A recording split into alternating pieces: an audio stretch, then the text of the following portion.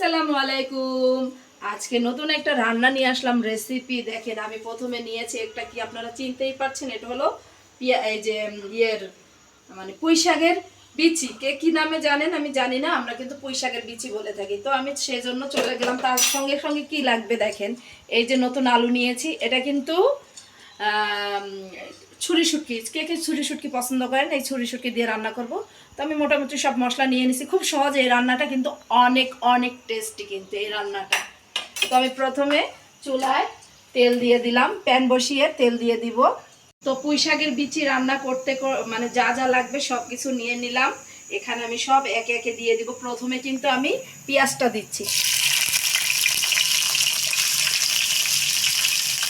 তারপরে আমি দিয়ে দিব এখানে ছুরি শুটকিগুলো। তো ছুরি শুটকি আর পেঁয়াজটা একই সঙ্গে একটু ভেজে নিব।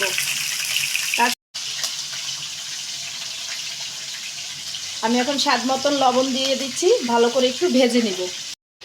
এই রান্নাটা কেউ খেয়েছেন কিনা জানি না, রান্নাটা খেতে কিন্তু অসাধারণ লাগে। আমি এখন একটু হলুদের গুঁড়া দিয়ে দিচ্ছি। তো এখানে আমি হাফ চামচ রসুন পিষা দিয়ে দিলাম।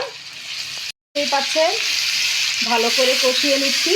কষানোর ভিতরেই আমি এই যে আলু আর রসুন আর কাঁচামরিচ একসঙ্গে দিয়ে আরেকটু ভেজে নিব। এখন আমি এখানে হাফ চামচ জিরার গুঁড়া দিয়ে দিলাম। আসলে আপুরা, আপনাদেরকে এই রান্নাটা আপনাদের সঙ্গে শেয়ার করতে এসে আসলে আমার শরীরটা একদম ভালো না, তারপরে এই রান্নাটা আজকে করলাম, আপনাদের সঙ্গে শেয়ার করছি। অবশ্যই বাসায় ট্রাই করবেন, আসলে অনেক মজা। আসলে ভাবছেন কি আপুরা, শুধু ছুরি শুটকি দিয়ে খাওয়া যায়? যে কোনো শুটকি দিয়ে খেতে পারেন।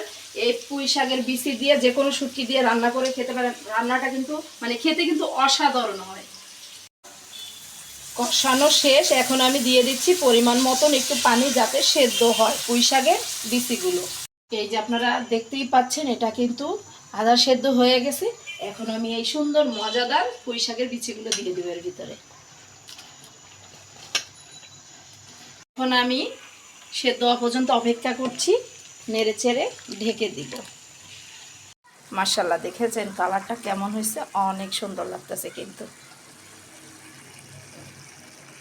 এই তো আপুরা ভাইয়ারা, আমার পুঁই শাকের বিচির তরকারিটা হয়ে গেল। এখন আমি গরম গরম খাবো। ওদিকে আমার বিড়াল আও করছে, ও খাবে। যাই হোক, দেখেন কালারটা কিন্তু সুন্দর আসছে। এভাবে বাসায় অবশ্যই ট্রাই করবেন এবং এভাবে খাবেন। সবাই অনেক মজা করে খাবেন এবং সত্যি অনেক মজা লাগে। আমি সিজনালি তো অনেক সময় বানিয়ে নিজে আগে খেয়ে নিই। আমার পছন্দের রেসিপিটা কিন্তু সবসময় আমি আগে আগে খাই। তো কেমন হয়েছে আগে একটু খেয়ে নেই, আপনাদের দেখাচ্ছি।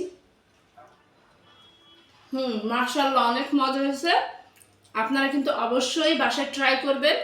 আবারও কোনো নতুন রেসিপি নিয়ে আসব এবং আমার সঙ্গে থাকবেন। আর আমার চ্যানেলটিকে সাবস্ক্রাইব করবেন এবং সবাই ভালো থাকবেন।